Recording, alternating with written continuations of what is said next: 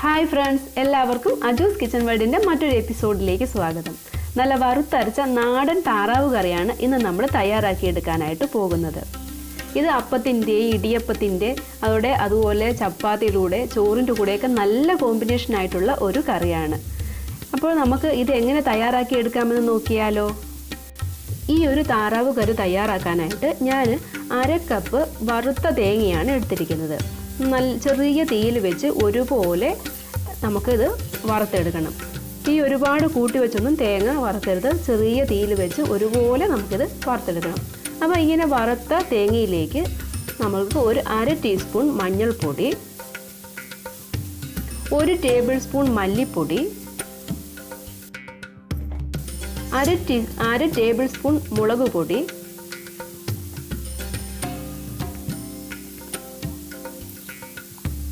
1/2 teaspoon garam masala, 1 teaspoon കുരുമുളക് പൊടി,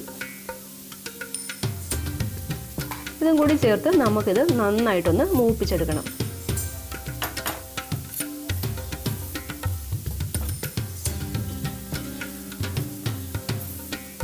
മസാലകളെല്ലാം നന്നായിട്ട് മൂത്ത് കഴിഞ്ഞാൽ ഇത് നമുക്ക് നന്നായിട്ട് തണുത്തതിന് ശേഷം നമുക്ക് മിക്സിയുടെ ജാറിലേക്ക് മാറ്റി നന്നായിട്ട് നല്ല പേസ്റ്റ് പോലെ അരച്ചെടുക്കണം. ഇനി ഇവിടെ വേണ്ടത് നമ്മൾ 1/2 കിലോ താറാവ് നന്നായിട്ട് കഴുകി വൃത്തിയാക്കി എടുത്തിട്ടുണ്ട്.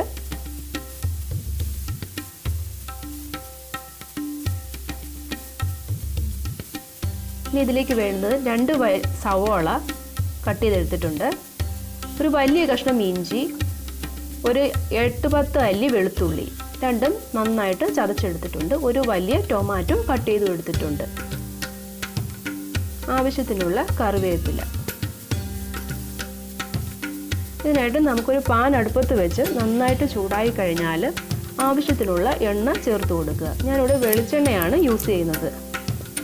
ഒരു 2 ടേബിൾ സ്പൂൺ വെളിച്ചെണ്ണ നമുക്കിതിലേക്ക് ഒഴിച്ചു കൊടുക്കാം.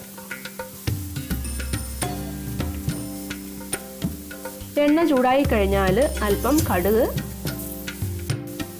1/2 ടീസ്പൂൺ പെരിഞ്ജീരകം, 2-3 ഏലക്കായ ചതച്ചത്, ഇതും കൂടി ഇതിലേക്ക് നമുക്ക് ചേർത്ത് കൊടുക്കാം. ഇനി ഇതിലേക്ക് നമ്മൾ ചതച്ച് വെച്ചിരിക്കുന്ന വെളുത്തുള്ളി, ഇഞ്ചി, സ്പൂണിൻ്റെ കണക്ക് പറയുകയാണെങ്കിൽ ഒരു 1.5 ടേബിൾ സ്പൂൺ വെച്ച് വെളുത്തുള്ളിയും ഇഞ്ചിയും ചേർത്ത് കൊടുക്കുക. അതുപോലെ 2 സവാള കട്ട് ചെയ്തതും ഇതിലേക്ക് ചേർത്ത് കൊടുക്കാം. വെളുത്തുള്ളിയും ഇഞ്ചിയും ഒക്കെ പ്രത്യേകിച്ച് താറാവ് പോലുള്ള കറികളിലേക്ക് അധികമായിട്ട് ചേർത്ത് കൊടുക്കുന്നത് നല്ലതാണ്.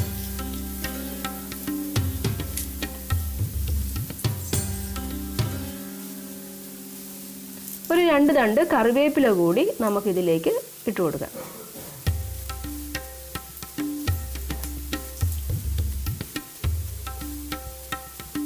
അല്പം ഉപ്പ് കൂടി ചേർത്ത് കൊടുക്കാം. സവാള പെട്ടെന്നങ്ങ് വഴന്ന് കിട്ടും.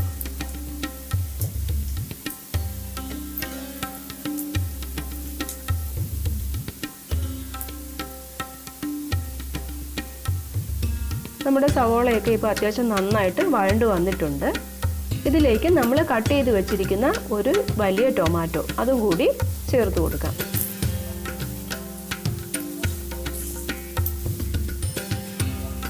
ടൊമാറ്റോ ഇവിടെ നന്നായിട്ട് കുക്കായി വന്നിട്ടുണ്ട്.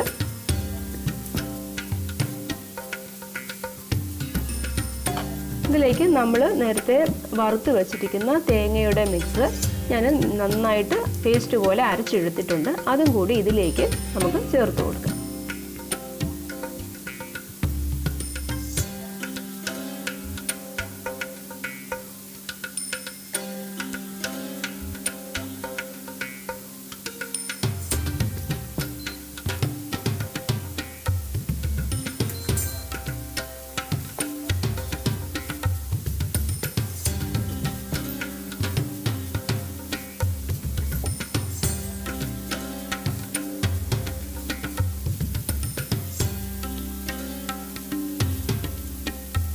അതിനുശേഷം നമ്മൾ കഴുകി വൃത്തിയാക്കി വെച്ചിരിക്കുന്ന താറാവിറച്ചി അതുകൂടി ഇതിലേക്ക് ചേർത്ത് കൊടുത്ത് മസാലയുമായിട്ട് നന്നായിട്ട് ഇതുമായിട്ട് യോജിപ്പിച്ചെടുക്കാം. നന്നായിട്ട് മസാലയുമായി യോജിച്ച് കഴിഞ്ഞാൽ നമുക്കിത് കുക്കറിലേക്ക് മാറ്റി നമുക്ക് അതിനെ വേവിച്ചെടുക്കണം. താറാവിനൊക്കെ ഇച്ചിരി കുറച്ച് വേവ് കൂടുതലാണ്. അതുകൊണ്ട് നമുക്ക് കുക്കറിൽ വെച്ച് വേണം ഇത് ഞാനിവിടെ വേവിക്കാനായിട്ട് പോകുന്നത്. ഒരു 1/2 കപ്പ് വെള്ളം കൂടി ഇതിലേക്ക് ചേർത്ത് കൊടുക്കുക. ഞാൻ തേങ്ങ അരച്ച അതേ ജാറിൽ കഴുകിയാണ് വെള്ളം ഒഴിച്ചത്. ഒരു 4 വിസിൽ വരെ നമുക്ക് കുക്കറിൽ വെച്ച് നമുക്കൊന്ന് കുക്ക് ചെയ്തെടുക്കണം.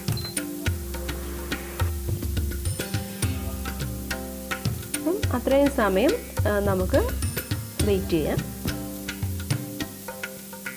അപ്പം നന്നായിട്ട് ഞാൻ ഇവിടെ നമ്മുടെ താറാവ് ഇറച്ചി വെന്ത് വന്നിട്ടുണ്ടാവും. ഞാനത് തുറന്ന് നോക്കുകയാണ്. നന്നായിട്ട് പ്രഷറെല്ലാം നന്നായി പോയതിന് ശേഷം മാത്രം അത് കുക്കർ ഓപ്പൺ ചെയ്യാം. നമുക്ക് നോക്കാം. നമ്മളുടെ താറാവ് നന്നായിട്ട് വെന്തിട്ടുണ്ട്. വെന്ത് നന്നായിട്ട് എണ്ണയൊക്കെ തെളിഞ്ഞ് വന്നിട്ടുണ്ട്. ഇനി നമുക്കിതിനെ ഒരു പാനിലേക്ക് മാറ്റാം. ഒരു 2-3 മിനിറ്റ് കൂടെ നമുക്കിതിനെ ഒന്ന് ചെറിയ തീയിൽ വെച്ച് നമുക്കൊന്ന് കുക്ക് ചെയ്യണം. കുറച്ചുകൂടെ കറിവേപ്പില നമുക്കിതിലേക്ക് ചേർത്ത് കൊടുത്ത് ഒരു ചെറിയ തീയിൽ മതി. ഒരുപാട് തീയിലൊന്നും വെക്കേണ്ട. ചെറിയ തീയിൽ വെച്ച് ഒരു 3-4 മിനിറ്റ് നമുക്ക് ചെറിയ തീയിലൊന്ന് വെച്ച് കൊടുക്കുക. ഇപ്പം നമ്മളുടെ താറാവ് കറി ഇവിടെ റെഡിയായിട്ട് വന്നിട്ടുണ്ട്. ഇത് ഞാൻ പറഞ്ഞതുപോലെ അപ്പത്തിൻ്റെയും ചപ്പാത്തിയുടെയും പൊറോട്ടയുടെയും ചോറിൻ്റെയും കൂടെയൊക്കെ നല്ല കോമ്പിനേഷനായിട്ടുള്ള ഒരു കറിയാണ്. തീർച്ചയായിട്ടും നിങ്ങൾക്ക് നിങ്ങളൊന്ന് ട്രൈ ചെയ്ത് നോക്കുക. നിങ്ങൾക്ക് തീർച്ചയായിട്ടും ഇഷ്ടപ്പെടും. അതുപോലെ നിങ്ങൾ എൻ്റെ ചാനൽ ഇതുവരെയും സബ്സ്ക്രൈബ് ചെയ്യാത്തവരാണെങ്കിൽ ഒന്ന് സബ്സ്ക്രൈബ് ചെയ്യാനും മറ്റുള്ളവർക്ക് കൂടി ഒന്ന് ഷെയർ ചെയ്ത് കൊടുക്കാനായിട്ട് മറക്കല്ലേ. അതുപോലെ നിങ്ങൾക്ക് എൻ്റെ വീഡിയോ ഇഷ്ടമായെങ്കിൽ ലൈക്ക് ചെയ്യുക. അതുപോലെ നിങ്ങളുടെ അഭിപ്രായങ്ങൾ കമൻസിലൂടെ അറിയിക്കുക. അപ്പോൾ അടുത്ത നല്ല നല്ല വീഡിയോകളുമായിട്ട് നമുക്ക് വീണ്ടും കാണാം. അതുപോലെ നിങ്ങൾക്ക് ഏതെങ്കിലും റെസിപ്പീസ് ഞാൻ ഇടണമെന്ന് താല്പര്യമുണ്ടെങ്കിൽ അതും കൂടി എന്നെ അറിയിക്കുക. ഞാൻ അത് പരിഗണിക്കുന്നതായിരിക്കും. അപ്പോൾ നമുക്ക് അടുത്ത നല്ലൊരു റെസിപ്പിയുമായിട്ട് നമുക്ക് വീണ്ടും കാണാം. അതുവരേക്കും എല്ലാവർക്കും ബൈ.